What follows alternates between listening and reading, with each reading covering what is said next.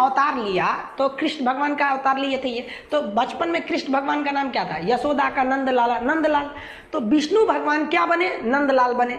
और ये जब बचपन में थे, आगे बढ़े, तो ये हमेशा इनके कान में बाली रहता था। आप देखेंगे कृष्ण भगवान कान में बाला पहनते थे और गले में उसके बाद रुद्राक्ष की माला। तो लाइन से याद रखिएगा, विष्णु भगवान से याद रखेंगे विष्णु प्रयाग, नंद लाला से याद रखिएगा नंद प्रयाग, कान में बाली पहनते थे तो कर्ण प्रयाग, गले में रुद्राक्ष की माला रखते थे तो रुद्र प्रयाग। और जब इतना चीज कर देते थे तो कृष्ण भगवान का जो रूप हो जाता था वो एक देव की रूप हो जाता था और उनकी वाणी देव की वाणी हो जाती थी। अकेले महाभारत निपटा दिए फाइल अकेले, इन्हीं की तो मतलब उपदेशों को गीता में रखा गया।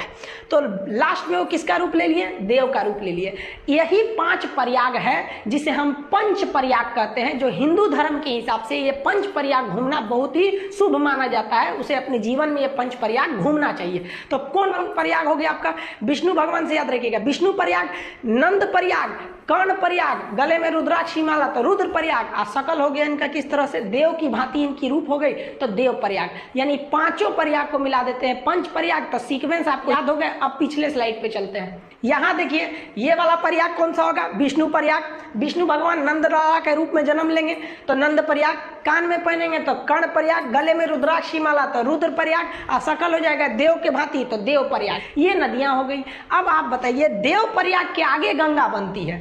तो बीपीएससी में क्वेश्चन पूछा था कि ये भागीरथी तथा अलकनंदा का संगम कहाँ होता है? तो वो होता है आपका देव प्रयाग में। समझ आ गया?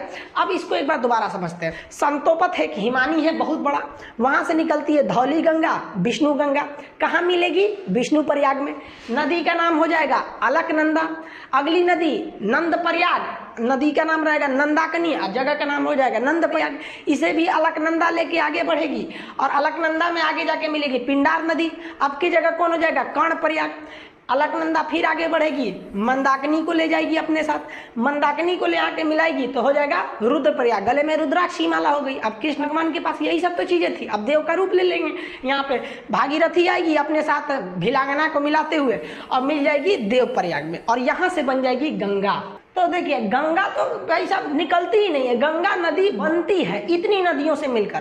तो अगर आप ग्रुप डी खलासी चपरासी गैंगमैन सफाई कर्मी का एग्जाम देते हैं तो गंगा कहाँ से निकलती है? तो मान दीजिएगा भाई साहब उत्तरकाशी जिला के गंगोत्री के समीप गोमुख से। लेकिन अगर आप बड़े एग्जाम को देते हैं कमीशन लेवल का, पीसीएस यूपीएससी लेवल का, तो इतने छोटे लेवल का वो क्वेश्चन ही नहीं पूछेगा गंगा निकलती कहाँ से, क्योंकि उसको पता है कि भाई साहब गंगा निकलती नहीं है। गंगा एक बहुत बड़ा नदियों का एक पैटर्न है, ड्रेनेज पैटर्न है जिसे समझना पड़ेगा। इसमें हम इन नदियों को लिख दिए हैं। यहाँ पे जो घेरे हुए हैं ये प्रयाग है, विष्णु प्रयाग, नंद प्रयाग, कर्ण प्रयाग, रुद्र प्रयाग, देव प्रयाग, और ये नदियों का नाम लिख दिए हैं। एप्लीकेशन में जब इसी को पढ़ाएंगे तो इसमें हम आपको याद, क्लास में जैसे याद करा देते तो उसको याद करा देंगे। अब यूट्यूब पे याद थोड़े कराएंगे बैठा के आपको। और इसका पीडीएफ और नक्शा में हम आपको इसको भरवाते थे। याद करिए जब उत्तराखंड का नक्शा मतलब मैथ के क्लास में पढ़ाते थे तो ये तो पूरा चीज आपको बता देते थे। अब इसमें 2-3 चीजें अलग से आप जान लीजिए। भिलांगना नदी जैसे आके भागीरथी से मिलती है तो इसके संगम के समीप ही बनाया गया है टिहरी बांध।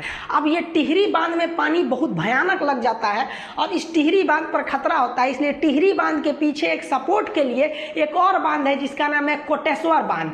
तो टिहरी बांध किस पर है? भागीरथी नदी पर बनाया गया। इसके सपोर्ट के लिए कोटेश्वर बांध बनाया गया। जब भी बड़े बांध बनाए जाते हैं तो उसके सपोर्ट के लिए पीछे भी रहते हैं। जैसे भाखड़ा बांध बहुत बड़ा बांध है तो उसके एक और बांध है नांगल बांध। तो भाखड़ा अलग है, नांगल अलग है, ऐसे मिला के पढ़ देते हैं तो भाखड़ा नांगल एक लगने लगता है। अब दोनों बांध की कैटेगरी अलग है, दोनों में कौन ज्यादा ऊंचा है उसको समझिए।